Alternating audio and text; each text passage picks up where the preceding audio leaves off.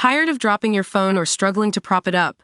Meet the Pop Sockets phone grip with expanding kickstand in black, your new must-have accessory. Don't miss out. Grab yours today. Click the link in the video description to shop now on Amazon. Hey Popcorn Loop fam! We've got some exciting news for you. Lilo and Stitch is finally hitting theaters, and we're getting an exclusive sneak peek at all the cool changes they made to bring this animated classic into the live-action world.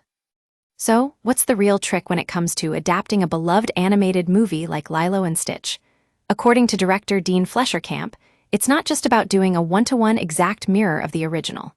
You've got to find that sweet spot where you make the new movie rhyme really well with what people remember of the original. And trust us, this guy knows his stuff. He brought Marcel the Shell with shoes on to life and took on the challenge of bringing Stitch into the live-action world. Now, let's talk about Stitch himself. The whole thing is destruction, and that impulse is where most of the comedy comes from. But in live action, violence can be a bit tricky to pull off. I mean, can you imagine trying to make a 10-car pileup on the freeway funny? It just doesn't quite land the same way as it does in an animated film. Fleischer Camp and his team had to get creative and find new ways to soften those moments that wouldn't work in live action. One of the coolest changes they made was orienting the movie a little more around Nani and Lilo's relationship.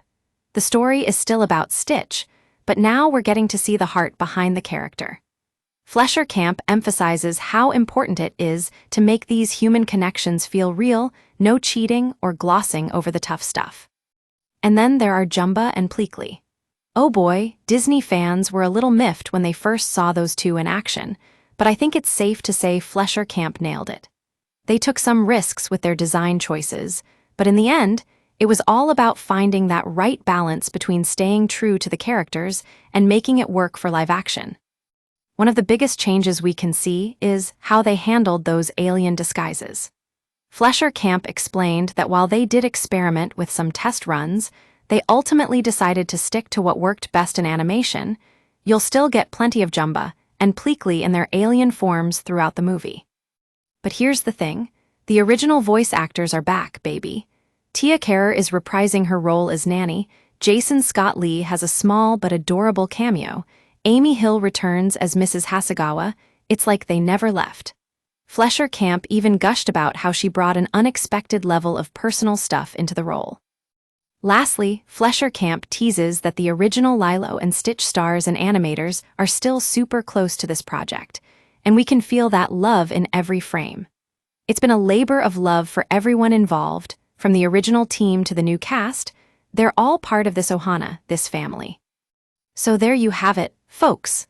Lilo and Stitch is hitting theaters on May 23, and trust us, it's going to be everything we hoped for and more. Get ready to join the ohana, and don't forget to catch our next video for more movie news and gossip only on Popcorn Loop.